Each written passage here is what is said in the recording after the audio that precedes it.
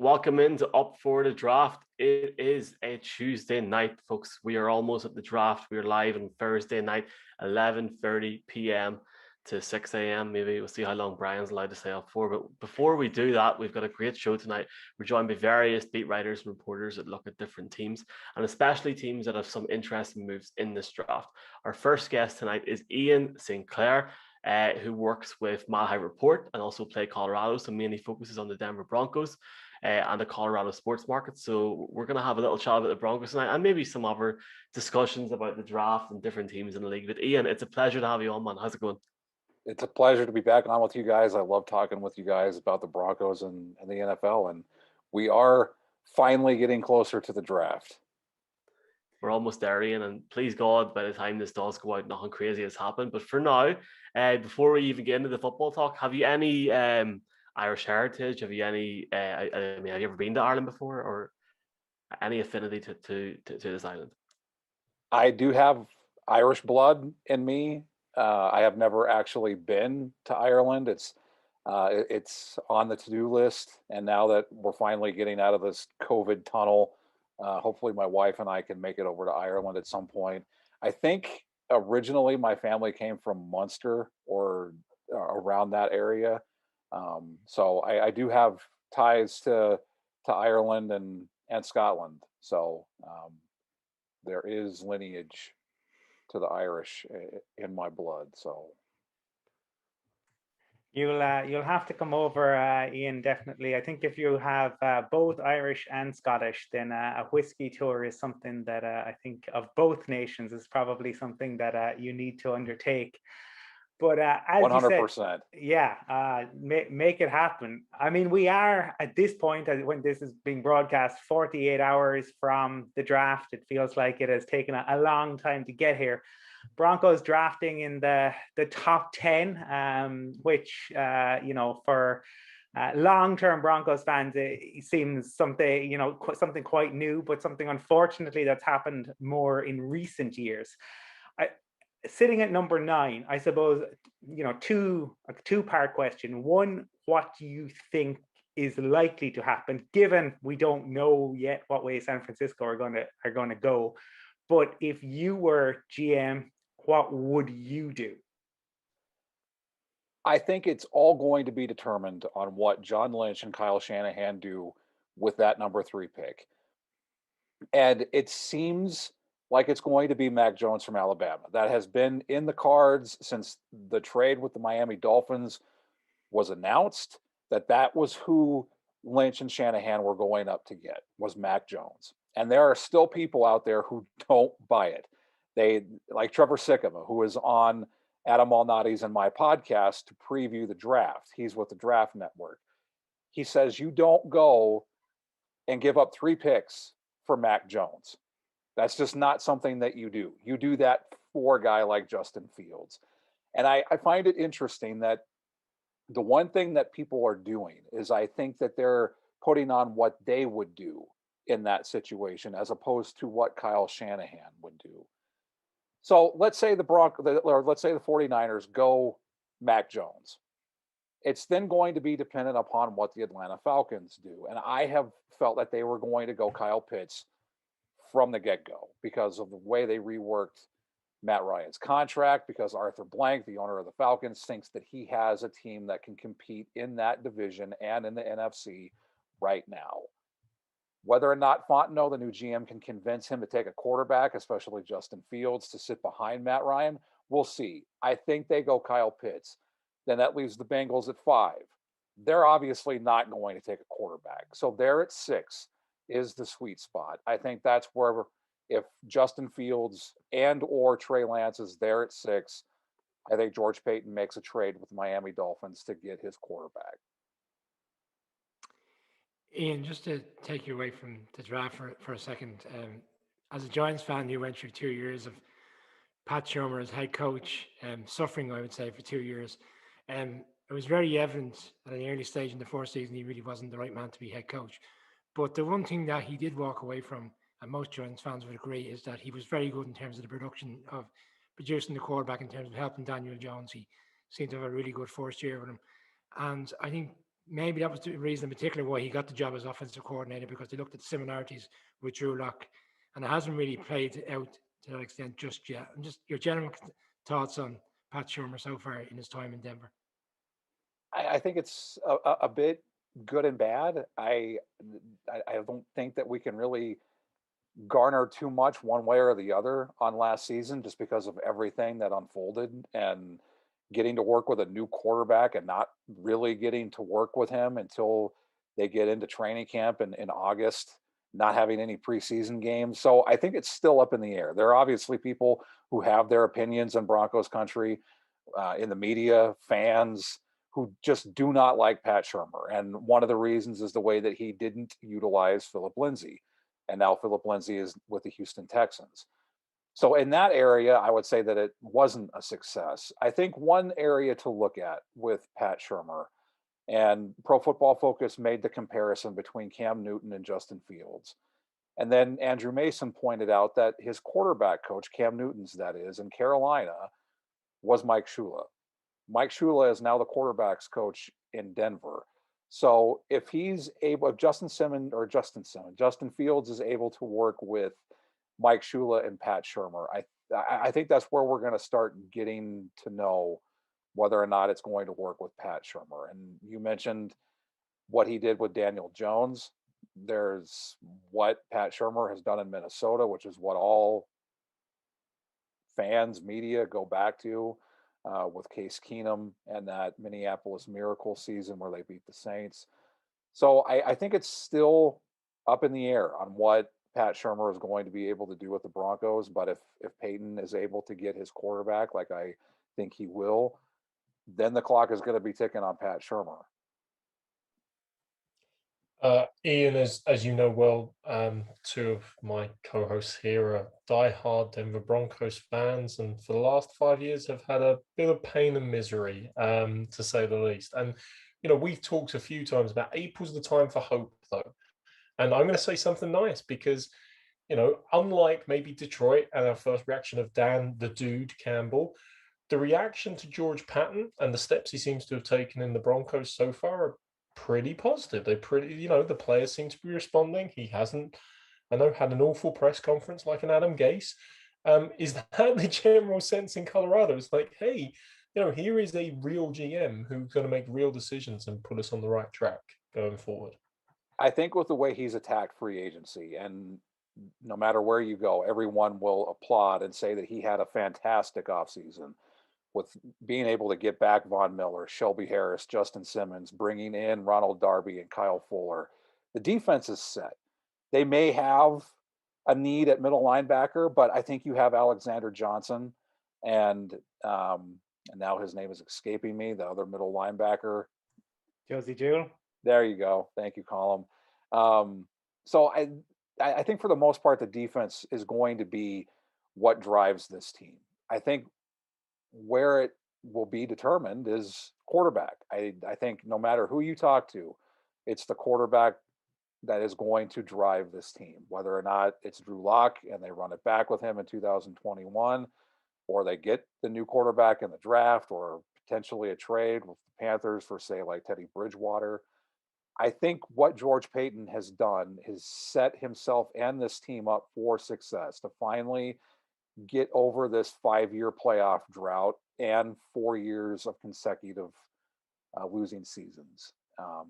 So I think the hopes are high in Broncos country. I'm glad it's not to the bar of George Paton didn't have an Adam Gase-esque news conference. But I think you can see it. I think you can see what he's trying to do in Denver with what he did in the offseason in terms of free agency. Now we're going to get a really good indication of what his plan of attack is going to be with the draft in 2 days. Ian, obviously you're talking there, and I know me and Colin were biased, but there is a good feel around the organization at the minute with George Paton. And I know you sort of briefly talked about the options available there at 9 for the Broncos.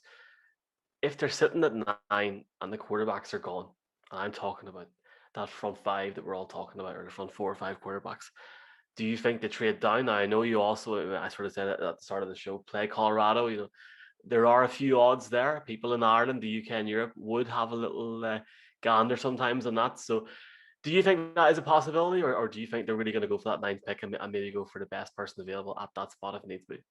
I think it really depends on who's there. I think if you have one of the tackles there, like Slater potentially, I think the Bengals will potentially, I think in terms of the odds, you mentioned the playcolorado.com odds, I would put it as the Bengals going Penei Sewell for their tackle position to help protect Joe Burrow.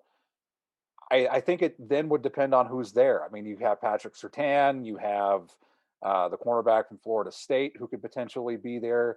Yes, they've added Fuller and Darby. They have Bryce Callahan, but you can't have enough cornerbacks. And I think if you have the chance to get one of the better ones in the draft, that could be something that George Paton does.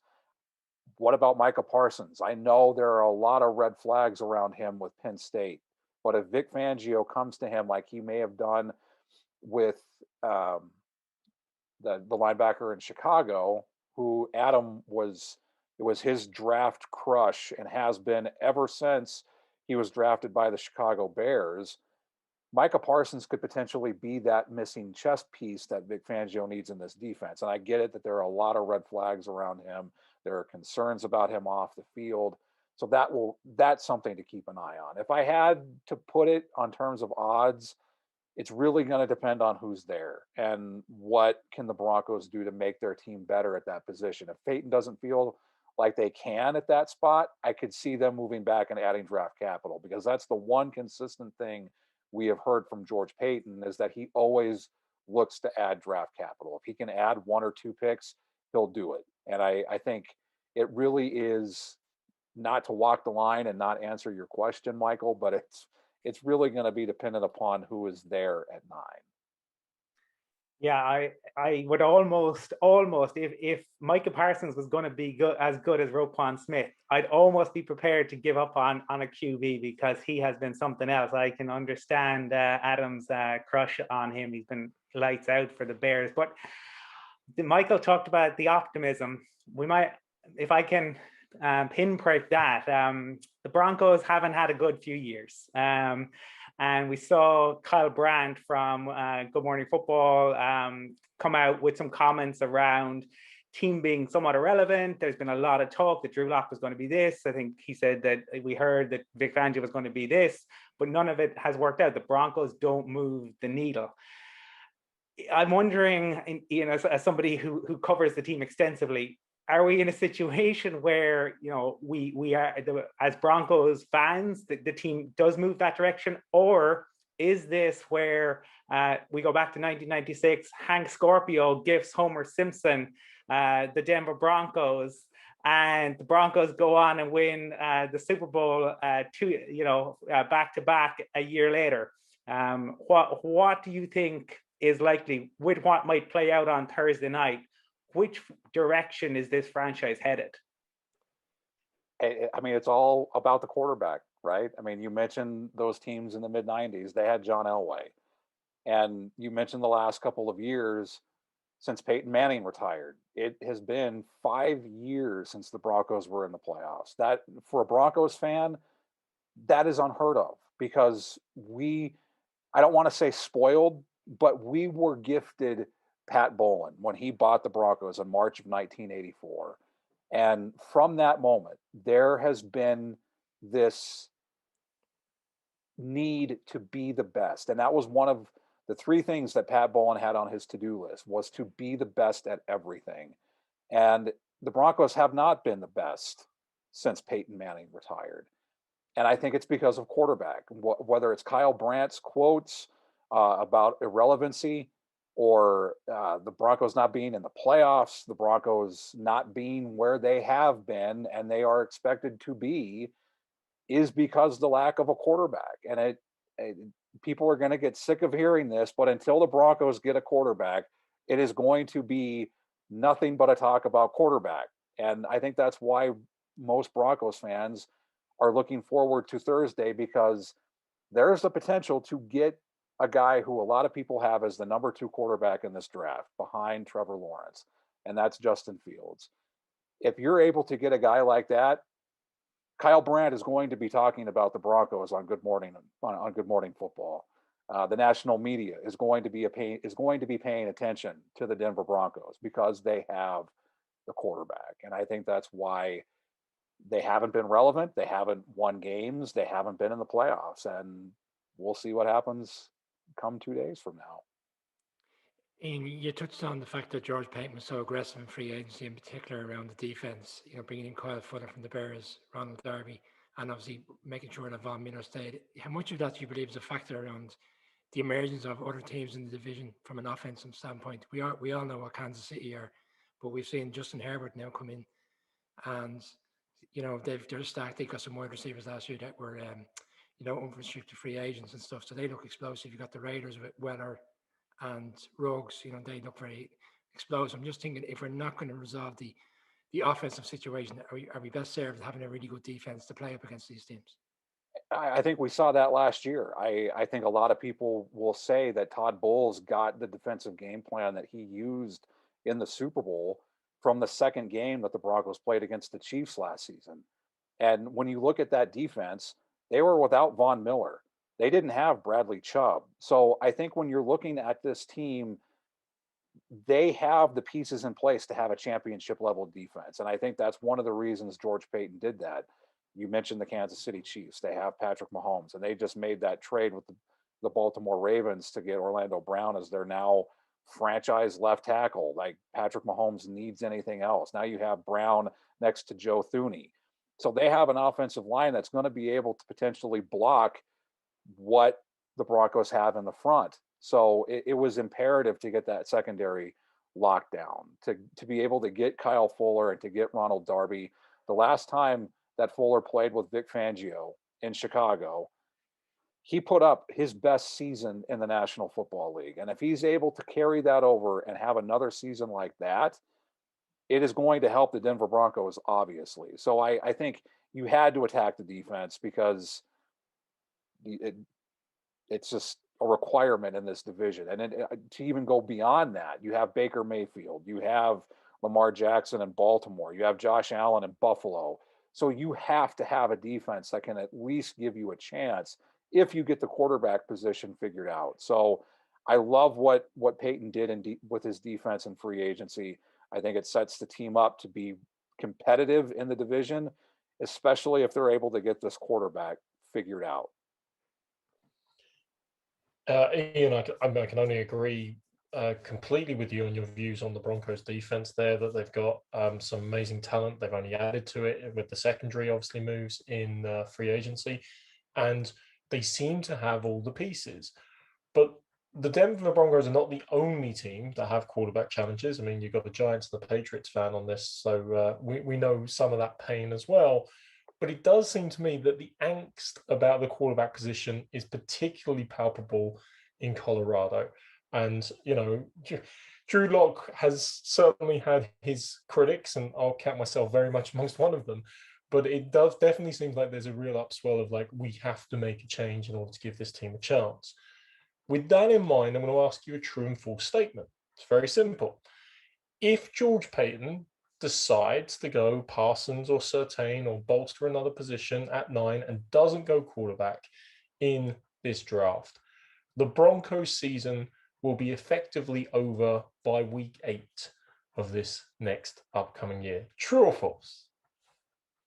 I have to go false because there's just so many unknowns. I think in terms of that scenario, if Fields or Lance are there and Peyton still passes on a quarterback to go those picks, I think you're going to have a lot of people upset at the Broncos for not going quarterback, because they can see it's there. They can see that this roster is really strong. I mean, there's a couple of places, like I mentioned, middle linebacker, right tackle, potentially, but you hope Juwan James is able to come in and live up to what the Broncos thought when they signed him to that big contract. And coming off a year where he didn't play, regardless of how you feel about his decision to opt out, he's going to be healthy. He's going to be able to come in and really have a chance to be that right tackle that the Broncos need.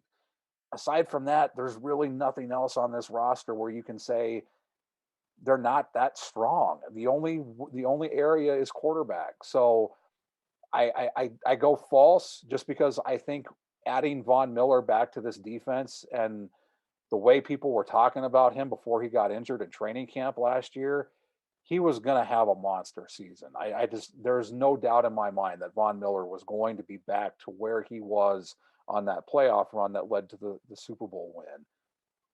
If they're able to get that, and you get Bradley Chubb, you have Shelby Harris back, you have now a secondary that can really help you get shutdowns on receivers, but also potentially turnovers, which I think is a big area that the Broncos needed to improve on.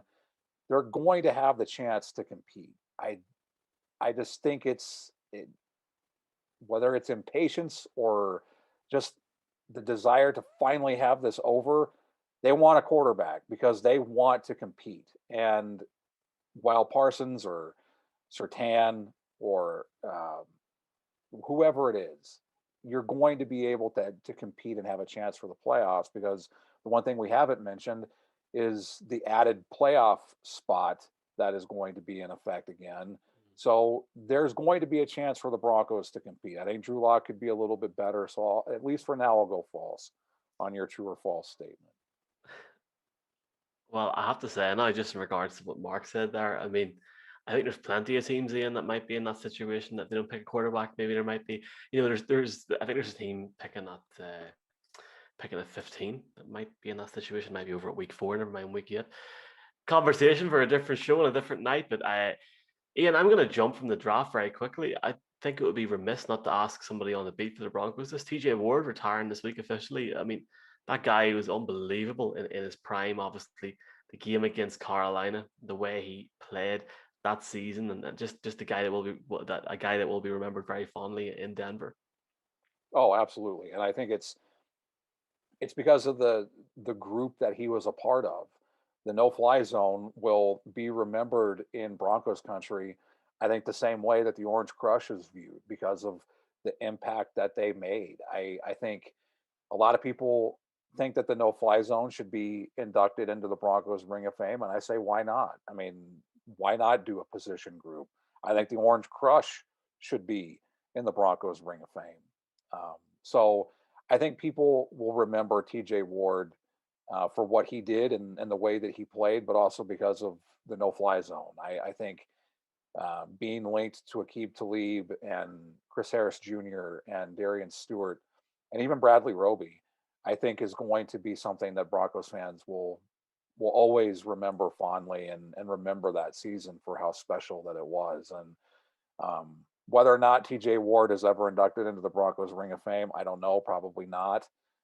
He is going to have a place in Broncos country and in the Broncos organization forever, because he was a huge part of the Broncos winning their 3rd Super Bowl.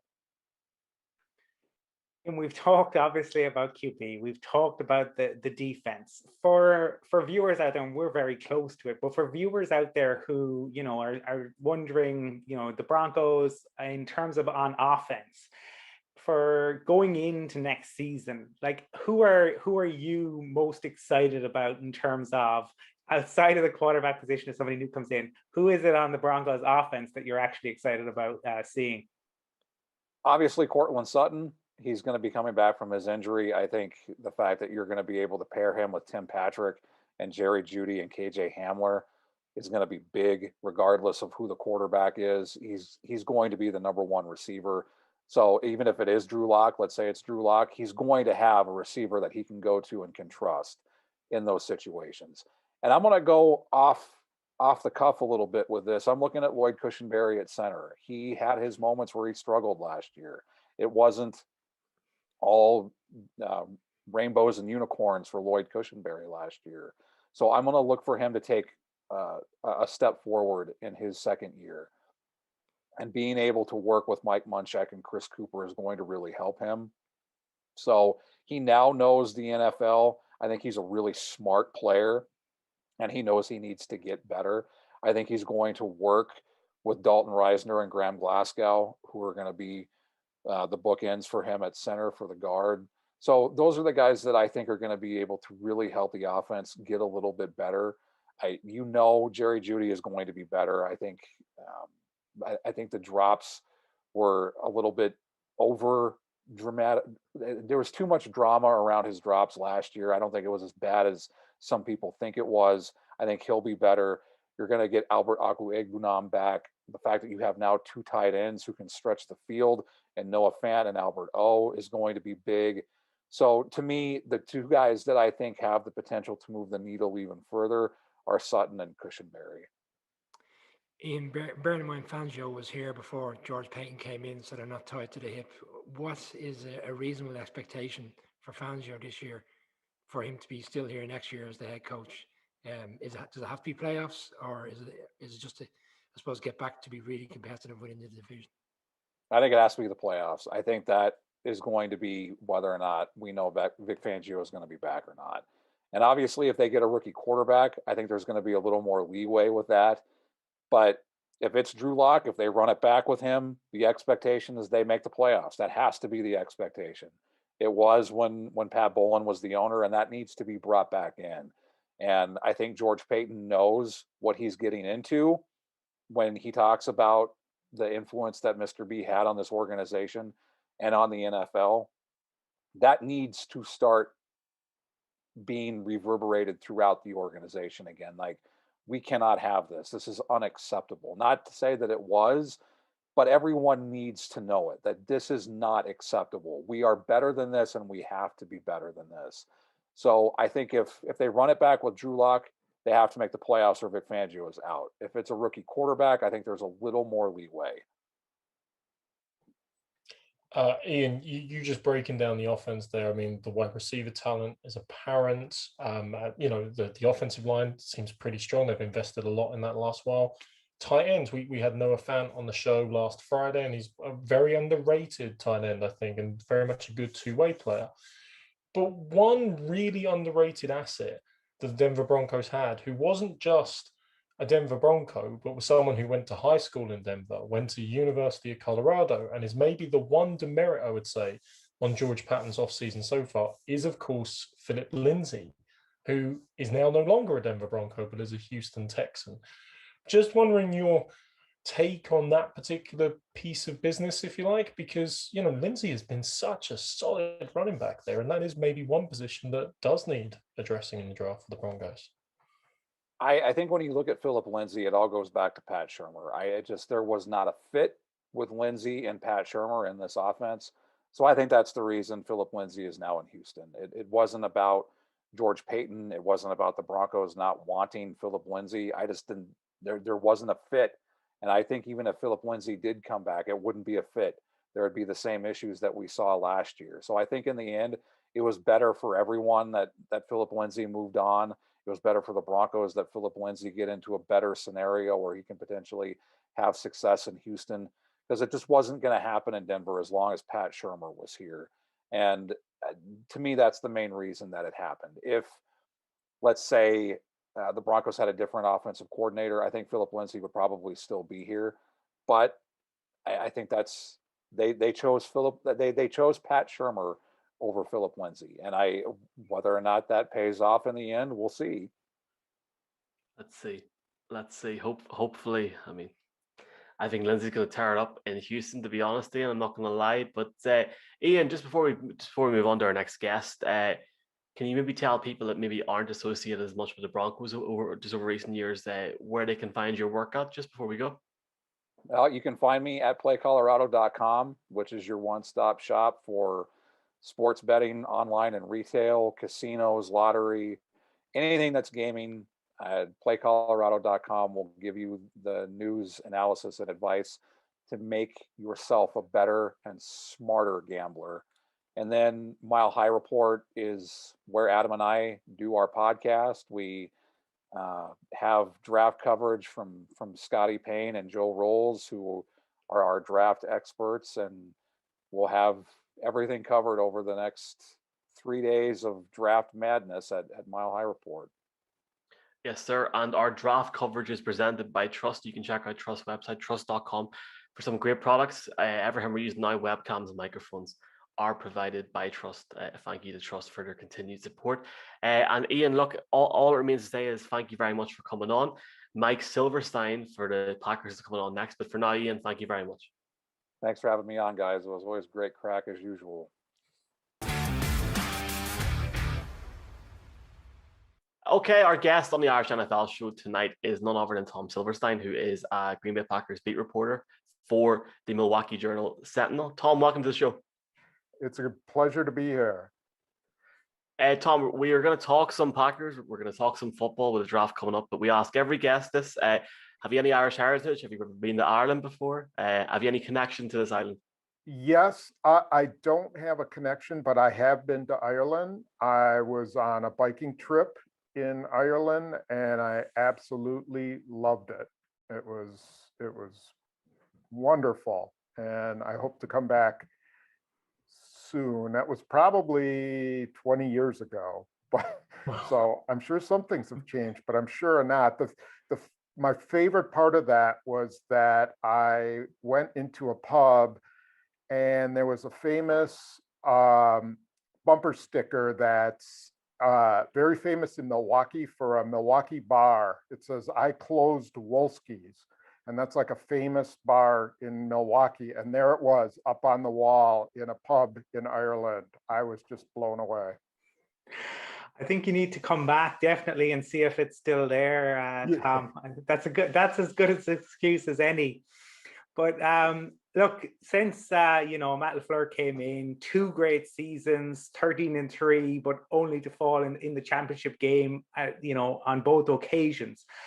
Is the feeling on the ground in Wisconsin that the Packers can, jump that hurdle and make the Super Bowl next season? Well, I think that's the hope, of course. It's hard, it's hard to go to a championship game 3 years in a row. I mean, you have to have a lot of luck, particularly with injuries. And they have been a pretty healthy team throughout Matt LaFleur's tenure. Now, what they've done or decided to do this year is try to bring back everybody from last year. So they've tried to re-sign as many guys as they can and take it for another ride and hope that the guys that they've drafted, the last 2 classes, take a big jump and push them over the top. But we all know, there's a lot of factors that go into whether you're going to win a Super Bowl. And I think they feel like they're right knocking at the door. But 3 times in a row, man, that's hard to do. Tom, we've heard, albeit kind of limited comments from Aaron Rodgers recently around potentially recontracting and helping the team against the cap. The Packers remained pretty quiet during that time, and people are suggesting potentially there could be a parting of the ways at the end of next season. Maybe it's the time just to move on with Love sitting in the background. Do you take anything of that? Do you think it's something that will happen, or is it just purely speculation? Well, it's a little bit of both. So there's some reality to it. They have some issues with their salary cap that are going to continue to bother them next year. And they're going to have to move some things around if Aaron Rodgers is still on the team. But there's a lot of things you can do because I think by 2023, the cap's going to go way up and you can correct a lot of things that you were doing. So in other words, you can push some money into the 2023 season and then you'll be all right. And especially, at some point they will go to Jordan Love, the rookie, and they'll have a rookie contract. That's all they'll be dealing with instead of a $37 million cap hit that they have with Aaron Rodgers. But my whole contention throughout this is Aaron Rodgers' contract goes through 2023. And as long as a guy is winning MVPs or he's taking them to the playoffs or he's going to the NFC Championship game, are they really going to get rid of him if he's playing at that level? I just don't see it. I think it's really what they're doing is protecting their end and he's protecting his, saying, well, give me some, peace of mind that I'll be here for 2 years. And they're saying, well, no, we paid you that big contract, $57 million up front. Let's just play it year by year. Yeah, on that, Tom, obviously, I'm sure Packers fans are hoping Jordan Love to Aaron Rodgers will be the Jimmy Garoppolo to Tom Brady comparison in terms of the replacement that never ends up replacing him. You mentioned there how you've got to get lucky with injuries in any given season. Obviously, to the end of the last season, David Bakhtiari going down was a huge loss for the Packers there. But in fact, in free agency, they've suffered another great loss here as well with Corey Linsley going to the Chargers. It seems obvious from an external point of view that, well, therefore, the offensive line might be something that they want to target in the upcoming draft to get the right protection around Aaron Rodgers or Jordan Love, whoever you like, back there at quarterback. Is that really the sentiment down there in Milwaukee, or are there other positions of need? Well, there are other positions, but it's funny you ask because I'm actually writing a story about it today about the offensive tackle class in this draft is as good as it's been, and it's probably the best class of any position. And so it's a good year to try to get yourself a tackle, whether that's a guy for the future or it's a guy who can help you out right away. The thing that they've done well, in my opinion, is they've gotten some real versatile players. So they lose Corey Linsley, but they have the option of moving their left guard, Elton Jenkins, to center. Mm-hmm. With David Bakhtiari out, they have the potential to move Elton Jenkins to left tackle. They could also move Billy Turner, their right tackle, right guard, to left tackle. So let's say they get to their draft position and it's not a tackle that's available, but it's a center. Okay, so they take the center. Elton Jenkins moves to left tackle for the season opener or until David Bakhtiari is back. Billy Turner moves to right tackle and they fill the guard spots. Let's say it's a tackle.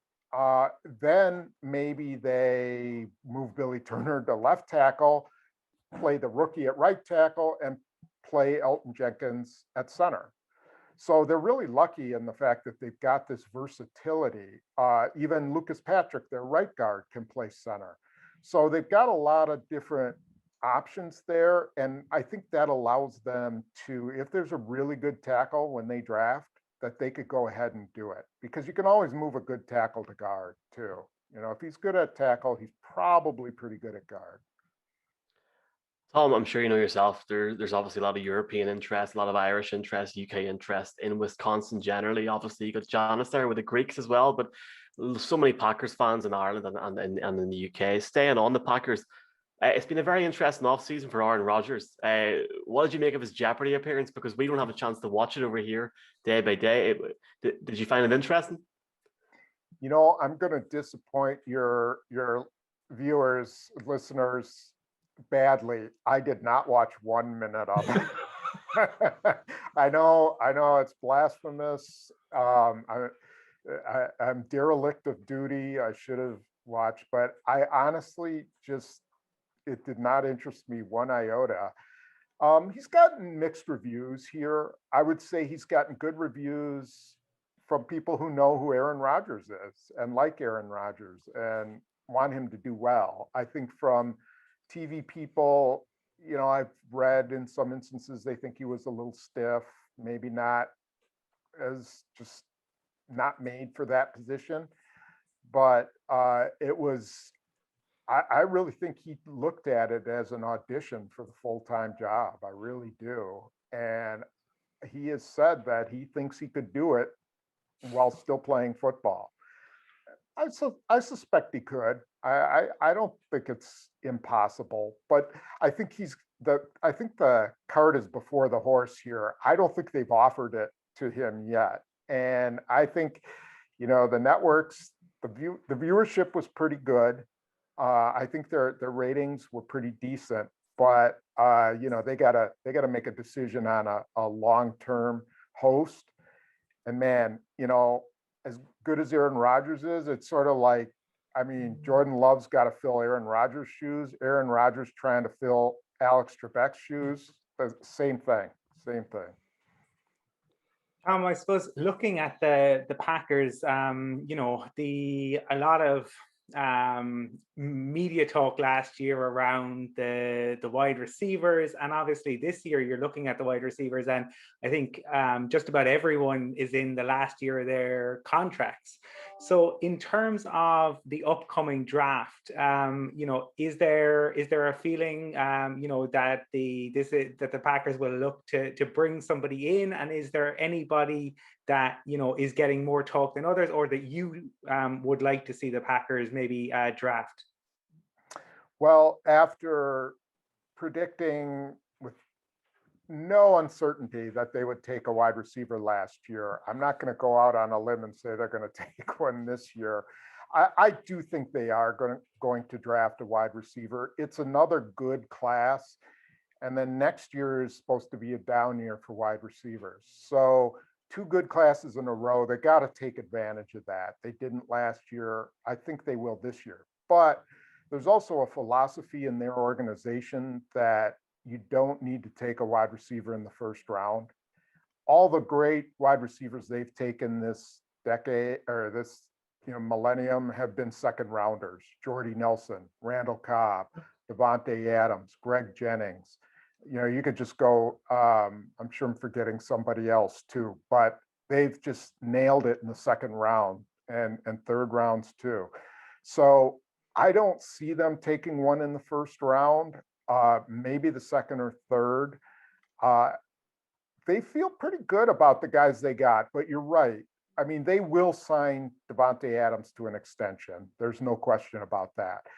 Then, they got Allen Lazard for another year, but then, Marquez Valdez-Scantling will be a free agent, Equanimeous St. Brown. I think they need to do something there, and I'm sure they will. It's just how high and, what are they looking for? Are they looking for a slot receiver to fill Tyler Ervin's spot, or are they just going to draft the best available wide receiver? If I were gambling, I would say they would take one in the first 3 rounds. Tom, you touched on earlier around the fact that they tried their utmost to bring all the team pretty much from last year back. Just the night before the tampering period started, Aaron Jones got the big contract, but Williams, the running back, who's also been very efficient, has gone to the Lions. AJ Dillon in the background towards the end of the season seems to be starting to get more action, more reps. I'd imagine they're looking for him to really progress in the second year. Big time. They are counting on him a lot. He, I honestly believe if he didn't catch a really bad case of COVID, that his role at the end of the year would have been much greater. And in fact, I thought they could have, I think in retrospect, they should have used him more against Tampa Bay in the NFC Championship game. He was starting to run over some people, and that's kind of the best way to slow down a speed defense like Tampa Bay is if you can run power right over them, and he was starting to do that. So I think they kind of regret that they didn't follow through with that a little bit more. He's going to be a big part of things. Aaron Jones is, he's not the kind of guy you want to run 350 times. You want to make sure that he's fresh, that he's not too banged up. He's a little bit injury prone, and you need to explore what you can get out of AJ Dillon. The guy's got a lot of talent. Yeah, Tom, keeping them fresh now in a 17-game season will be even more important, of course. I also love you bringing up the amazing track record of the Packers with the second round picks in wide receiver position. It's almost like the bizarro world of the Patriots picks in the second round at the secondary position, which are always appalling, as opposed to the Packers always nailing it at wide receiver, it must be said. Tom, last year, the 2020 draft, it's fair to say the Packers zigged when everyone thought they would zag. I don't think any draft procrastinator believed they would go QB in round 1, running back in round 2. I'm sure as a beat writer, it was like catnip. There's the next 10 articles very easily laid out for you. And certainly everyone wanting to write about them and understand more about it. What would be the big draft surprise for you in 2021 for the Packers to suddenly zig on? Good question. Really good question. I guess the big surprise for me would be if they moved up dramatically, if they packaged a couple of their fourths and a third and tried to move up to like 15 or something like that, and tried to nail down either one of the really good defensive tackles. There's not very many. There's only maybe 2 or 3 worth taking. Maybe a cornerback, one of the top cornerbacks, if they could get into that. That would be the big surprise to me. My gut right now is that they're going to trade back, that they'll look at the 29th and maybe there'll be a quarterback or someone that will allow them to get another pick. I think, this is probably the kind of year when you could go for it, when you could, if you see a guy you really like and you think, he can help you, go ahead and do it. They've got 10 picks, but it would just really surprise me if they mortgaged a lot of the future. That's not what they have done traditionally. Even though, Gutekunst has moved up. He moved up for Jordan Love. He moved up for Darnell Savage. He moved back and then moved up for Jair Alexander. So it's not like he won't do it. It's just he hasn't done it dramatically. So that's what would surprise me. Tom, just the last question, man, for me. I'll be killed by all the Packers fans over here if I don't ask this. Commitment from the NFL to play at least 2 games in London and then games in Germany and Mexico from 2022 onwards. You would like to think it's hard to believe, boys. It's hard to believe the only team that hasn't played in London is the Packers. You would have to think if there is a game that has to be played, you would think that iconic stadium, Tom, that surely the Packers are going to be that team. Maybe if not in 2022, very soon. So, they have to do it within the next 9 years. They have to play at least one game in the next 9 years. It's funny how that has worked. The Packers have just refused to play a home game overseas because the community is small and it depends so much on that income. But the weird part is that the teams that they play don't want to play Green Bay in Europe because they know that they'll sell out their stadium with Packers fans who will come down to their game, sell out their stadium, buy all kinds of food, pay for parking. They'll have sellouts like they don't normally have. So they don't want to play those games there. But now the NFL is absolutely saying that every team has to play there. And I think that's right. I think that's fair. And I'm going to start the drumbeat that they should play in Ireland. I think we need to get that going. And I would much rather go there than London. Let's do it. Let's get it started. Let's Super. Definitely, yeah. We're all on board with you starting that drumbeat, Tom, and maybe we can get the drumbeat louder and louder all across Wisconsin, all across Ireland. I think the Packers in Croke Park would make for quite the story. We've had Muhammad Ali here in the past, so why not have a storied franchise like the Packers?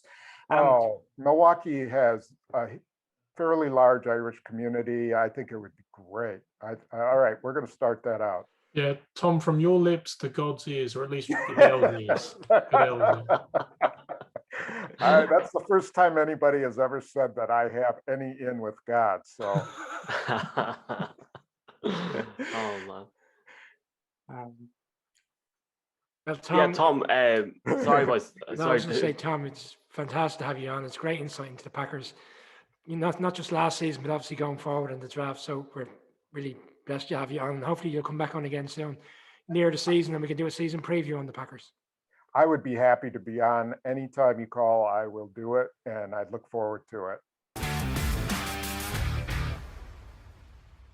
Welcome everyone once again to the Irish NFL show. I'm Mark, and I'm joined as always by Colin and Brian. Unfortunately, Michael couldn't join us tonight, but I think that's just because the gentleman that joins us as our special guest today has a team, follows a team, or reports on a team that has far more prospects than Michael's team going forward, especially into this 2021 NFL draft. We're joined, of course, by D. Orlando Ledbetter from the Atlanta Journal-Constitution. And D. Orlando, you're very welcome to join us today, and delighted to have you with us. Well, thank you all for having me on the Irish NFL show. Looking forward to talking a little NFL football and NFL draft with you gentlemen.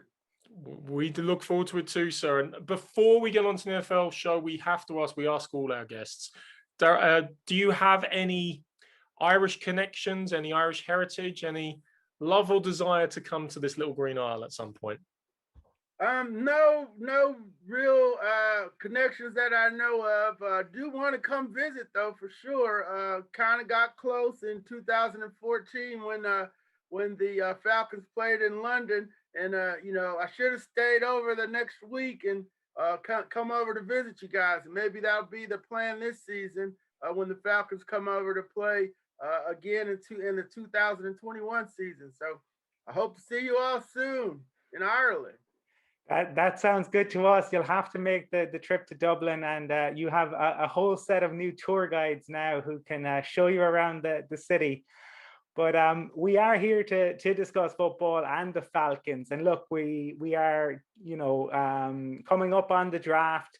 The Falcons in a really intriguing position, currently holding the 4th pick.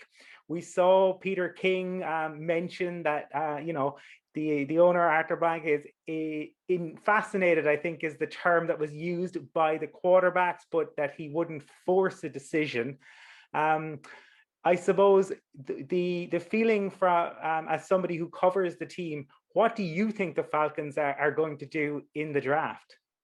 Well, the new general manager, Terry Fontenot, said he's going to take the best player available. So, how do you weigh that with against the needs of the team? So, if it goes the way everybody's saying right now, with the 3 quarterbacks going 1, 2, 3, you could see them possibly go for Justin Fields, because he would be the best player on the board at that point. Pitts, the tight end from Florida, is a higher grade, but you don't need that position that much. The tackle would have the lowest grade of the 3: Fields, Pitt, and Penei Sewell. Those are 3 I'm down to, and anything else is going to be a surprise. But you could value the tackle over the tight end because he's going to play more. You're going to play him 65, 70 plays a game, as opposed to a tight end that, might catch 10 balls. That's a great game if he catches 10 balls and maybe blocks for 5 plays. He's only affecting 15 plays. So, so I don't see them having the luxury of taking the tight end when a good tackle is sitting right there. So that's kind of how we got a handicap here with, just the draft just a few days away. There's a lot of talk when Arthur Smith came in that he felt this team still had a great opportunity to win. The division is quite competitive with the Bucs and obviously the Saints and Drew Brees retiring. And they would lean towards Pitts, and especially with the fact that Matt Ryan possibly still has 2 to 3 years left in him, the salary cap, if he was to not be used and a new quarterback to step in, there's too much money involved to move away from Matt Ryan just now. Yes, Brian, no question about it. It doesn't make physical sense, but they've also talked about looking for the future, looking around the corners, looking down the road a little bit. And, so you could probably, go both ways. So the other way, if they take Pitts, that means that they could fix their offensive line problems, or they think that their new coaches can make these guys block better than the old coaches. They did re-sign Matt Gano to a restricted free agent tender, so you put him in at left guard, and he played right tackle last year for McGarry in some games. He made 4 starts. The one game he played at left guard didn't look so good against Kansas City and Chris Jones, but that's Kansas City and Chris Jones.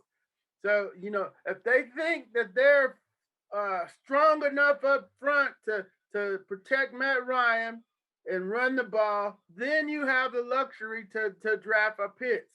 So they'll be able to explain that Thursday night once they make that pick. That would signal to all of us, all of the Falcons lands that hey, their line is fixed with Matt Hennessy taking over for Alex Mack and Matt Gano going at guard, and they have the luxury in their minds to take a tight end. That's only going to help you 10 or 15 plays a game. So if they think they're that far down the road and didn't pay any attention to the more than 40 sacks that Matt Ryan has taken in the last 3 years, okay, they're going to all of a sudden fix that by being better coaches than Tom Cable and Dan Quinn and his offense and Dirk Cutter. So that's what they would be saying if they take Kyle Pitts at tight end. Do Orlando, you mentioned Matt Ryan. Obviously, I kind of half want to claim him as Irish because he's ex-BC, close enough, basically. Close enough. But I look at the Lions this year, who are kind of revolutionizing at all the three key positions, not only GM but also head coach, and obviously in the mega quarterback trade at quarterback as well. Mm-hmm. The Falcons, we presume a little bit that they may not pick Justin Fields, but you're right, they could draft their quarterback for the future. You don't pick at 4 every year, but they have definitely, and we know for certain, revolutionized that head coach with Arthur Smith coming in, and obviously GM, as you mentioned, with Terry Fontenot. What is the general sense you're getting from whether Atlanta fans or the coverage so far of is it pure optimism or is there some concern? Is there, what's the general feel in Atlanta for that new dynamic at those two critical positions? Yeah, it's one of great optimism. They don't like the fact that Fontenot's coming over from the arch rival New Orleans Saints. But they're like, hey, the Saints have been beating us, so maybe they know something that we don't. Maybe we made the Saints weaker by taking one of their guys over. So that's a good one. And Arthur Smith has done a great job. Nashville's only 4 hours away. So, they've been able to watch them get to the playoffs here the last couple of years and, do it with a lot of SEC guys like Derrick Henry and so forth. So, and, A.J. Brown from Mississippi. So, they want to be in the playoffs. They miss being in the mix. And if Arthur Smith and Terry Fontenot can point them back to the playoffs, even with Matt Ryan as their quarterback, who's, in my book, the greatest Falcon in Falcon history, the only one to ever win the MVP, been to the playoffs more than any other Atlanta Falcon. I don't know what the rush is to rush him out the door. So I'm fine with Matt being here. I wouldn't necessarily draft a quarterback, but, they decided they got to scout the quarterbacks. So, yeah, Terry and Arthur have brought a great deal of optimism to the town. And now the fans want to see, well, how are they going to put this together? Because, the salary cap situation was bad. A lot of veterans going out the door. And now it's time to restock the talent pool. And hopefully they can, give the fans some hope here when they do that in the draft, on the 3 days of the draft that are coming up. Well, it's certainly the time of year where hope springs eternal. And in Arthur Smith and in Terry Fontenot, I think two coveted pieces, a lot of people around the league, a lot of respect for those guys. But I saw you tweet the other day about the Falcons' consistency. Unfortunately, it was their consistently bad defense. How did they go about resolving that issue? Yeah, they were able to get Dean Pease to come out of retirement, and Mr. Pease, he's 71, so we call him Mr. Pease. He was one of the better defensive coordinators in his prime in Baltimore with the Ravens and in New England. So he's got Super Bowl rings. So the players will have to listen. He's gonna come in with a 3-4 base. He's gonna have to blitz because he doesn't have any pass rushers. They're gonna try to get Dante Fowler going, but faking the blitz and dropping in coverage, so you don't know who's coming from where. He says he's coming from everywhere, and then if they can keep people in front of him, which was the problem last year, not let folks just run down the field wide open. that should help the defense out a lot. So he's been around the block, and any optimism that you have about that side of the ball has to start with Coach Dean Pease and his implementation of the 3-4 and a blitz, a variety of blitz schemes that he'll be putting in to try to, go hit Tom Brady and Jameis Winston and Sam Darnold, who's now up in Carolina. Yolanda, with the fresh start of the new head coach and new general manager, I suppose you hear of the Super Bowl hangover, and it feels like the Falcons and that management team that was there for the past few years have been dealing with that Super Bowl loss for quite some time now. Fresh starts, as you said, a lot of older statesmen leaving the team, younger generation coming in. What's a realistic expectation, do you believe, for the Falcons next season? Is it a playoff scenario, or would it just be a case of a new coach? First season in, if they're competing come December, that's satisfactory from an ownership standpoint. No, I think realistically, their last place, they're 4-12. So you don't see it go from 4-12 to 12-4 overnight. There's a reason why they were, only won 4 games last year. So realistically, if you get back to the middle of the pack, you get to 8-8, 8-9, 9-8, which is the middle of the pack with the 17 games. You gotta feel like, hey, that's a good start. But what happened in 2008, Matt Ryan came in same situation, new coach, new GM, Michael Vick's in jail, and they get Matt Ryan and they sign Michael Turner and they win. Next thing you know, they're 9-7 and could win the last 2 games and go to the playoffs. So if you can, it's just when you get them wins. If you get back to respectability early in the season and you have a chance to play for the playoffs, that's going to be a good season. If you drop, this was Quinn's problem. If you drop 5 games and then win the next 8, that's not, he used to do that all the time. Even the first year he won 5 and then, ended up 8-8. Once you get on the road, you got to keep it going.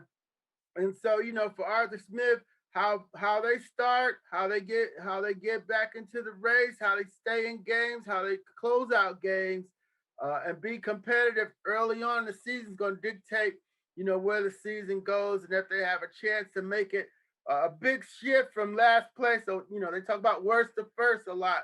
And if they do that, they're going to have to have a very fast start to the season. Well, to Orlando, I mean, the NFC South used to be the epitome of the division for teams to go from worst to first. So maybe it can strike. And I must admit, you just brought me back there. You mentioned Michael Turner. I mean, Turner the burner. I remember that season, obviously his evolution through the league. So great memories there. You just alluded to this, and it always strikes me. You've got now Atlanta Falcons 2 games against Sam Darnold this year. So that's a very kind thing the schedule makers have made for you, I think, in one respect.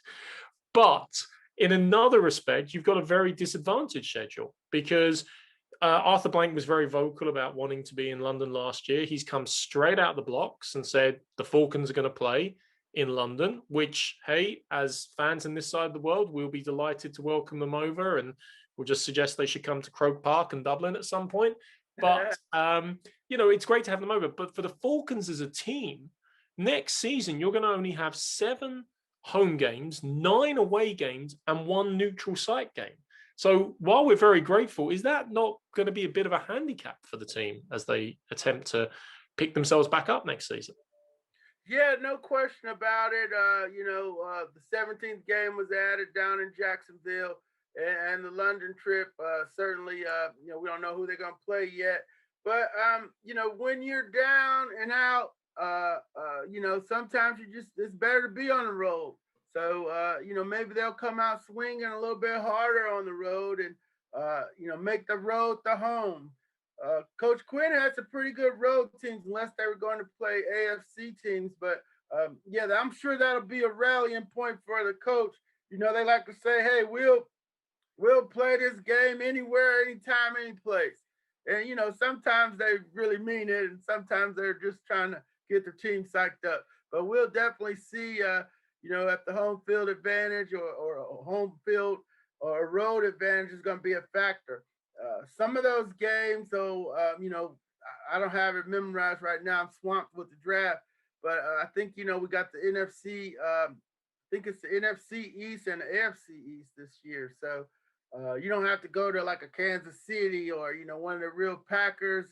I think the Packers come here, so it's not like you going to Pittsburgh where the real where's a real home field advantage. So they might be able to navigate that. D'Orlando, this has been absolutely fantastic. We really want to thank you for taking the time to chat to us, offering your insights into what the Falcons might do in the upcoming draft, the new GM, head coach, how they might solve those defensive woes. It certainly will be intriguing when the draft rolls around to see, when the Falcons are on the clock, what transpires. Thank you for taking the time, and definitely, if you do make the trip to London, please do come and visit us in Dublin. Most certainly, guys. And thank you all for having me on the Irish NFL Network. And you guys take care and have a great season. Thanks for having me, Colin, Brian, and Mark.